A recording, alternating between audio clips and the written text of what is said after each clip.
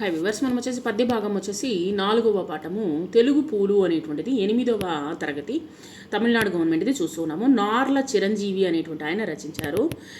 కవి వచ్చేసి నార్ల చిరంజీవి. కాలము 1925 నుంచి 1971 వరకు ఉన్నారు. జన్మస్థలం వచ్చేసి కాటూరు గ్రామము, కృష్ణా జిల్లా. రచనలు వచ్చేసి ఎర్ర గులాబీ, తెలుగు పూలు, తర్వాత కర్రా చెప్పులు, తర్వాత వచ్చేసి పేను పెసర చేను మొదలుగున్నవి ఈయన రచించినవి. ఇక్కడ జాతి మత కుల భేదాలను పాటించరాదని, విద్యార్థి దశ నుండే సమతాభావాన్ని పెంపొందించుకోవాలనేటువంటిది, తమ నీతి నియమాలను, తర్వాత వచ్చేసి సంస్కృతి సాంప్రదాయాలను తెలుసుకుంటేనే భావి భారత నిర్మాతలు కాగలరని తెలుగు బారులకు ఈయన వచ్చేసి ఉపదేశించినటువంటిదే ఈ యొక్క పాఠ్యభాగం యొక్క ముఖ్యమైనటువంటి ఉద్దేశం. కాబట్టి మనం వచ్చేసి జాతి మతాన్ని వచ్చేసి పాటించకూడదు. తర్వాత వచ్చేసి అనేకమైనటువంటి భాష మనకు వచ్చేసి చదువు అనేటువంటి చాలా ముఖ్యమైనటువంటిది. ఆ యొక్క చదువు విద్య నేర్చుకునేటప్పుడే అవన్నీ మనము పాటించకూడదు. సంస్కృతి సాంప్రదాయాలను పాటించేటువంటి చదువులను మనము నేర్చుకోవాలి. మధురమైనటువంటి మన భాష కంటేను చక్కనైన భాష జగతిన లేదు. తల్లిపాల కంటే తనయులకే పాలు బలము నీయగలవు తెలుగు బిడ్డ అంటూ ఈయన చెప్పడం జరిగింది. ఇక్కడ మనకు భావాన్ని ఏం చెప్తున్నారంటే, ఓ తెలుగు బిడ్డలకు తల్లిపాల కంటే శ్రేష్టమైనటువంటి పాలు అనేటువంటిది మరొకటి లేదనమాట. కాబట్టి తల్లిపాలు చాలా శ్రేష్టమైనటువంటిది బిడ్డకి, చిన్న బిడ్డకి. అలాగే మన తెలుగు భాష కంటే తీయనైనటువంటి భాష కానీ లేదా చక్కనైనటువంటి భాష కానీ ఈ యొక్క జగత్తులో మరొకటి లేదు అని ఈయన మనకు భాషను గురించి తెలియజేస్తూ ఉన్నారు. తర్వాత శ్రద్ధ లేని ఎడల చదువు సాములు రావు, శ్రద్ధయున్న రాని చదువు లేదు, శ్రద్ధ కలిగినేని చంద్రమండల యాత్ర సులభ సాధ్యమేయగు తెలుగు బిడ్డ. ఓ తెలుగు బిడ్డ, ఏ కార్యాన్ని సాధించాలన్నా శ్రద్ధ అనేటువంటి చాలా అవసరం. చదువు సాములు రావాలంటే శ్రద్ధ అనేటువంటి కావాలి. చదువు అనేటువంటిది చాలా శ్రద్ధతో కూడినటువంటిది. మనము జాగ్రత్తగా మన యొక్క తెలివితేటలను ఉపయోగించి మనము శ్రద్ధగా చదువుకోవాలి.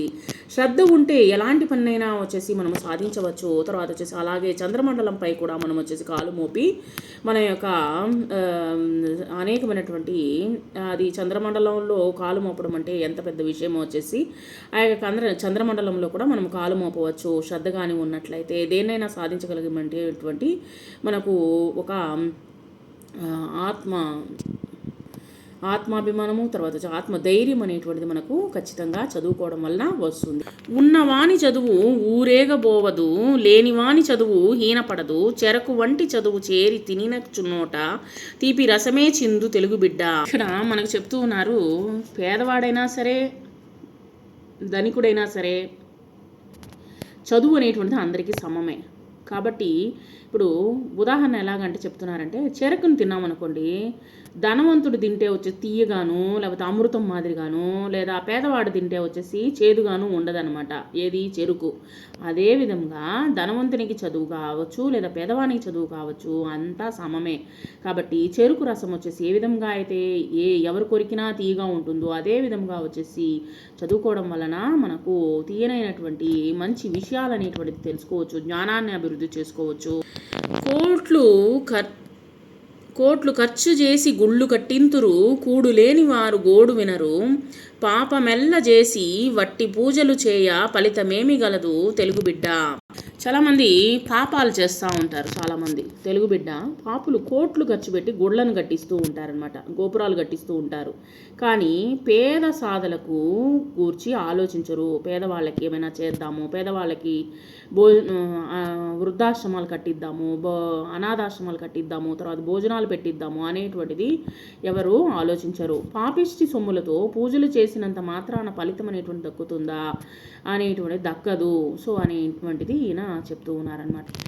జన్మభూమి కంటే స్వర్గంబు వేరేది, మాతృభాషము కంటే మధురమేది, కన్న తల్లి కంటే దైవమే మింకేది, తెలియుమయ్యా నీవు తెలుగు బిడ్డ.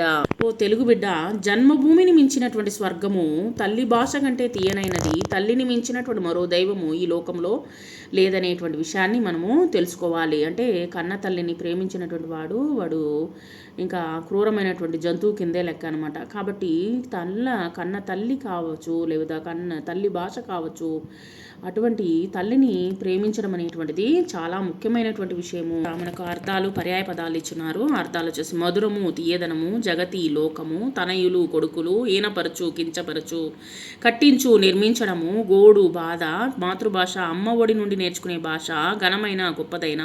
పర్యాయ పదాలు మధురము తీపి అమృతము, జగతి లోకము ప్రపంచము, తల్లి మాత అమ్మ, భూమి అవని ధరణి. ప్రకృతి వికృతులు భాష భాష, శ్రీ సిరి, ఆకాశము ఆకాశము.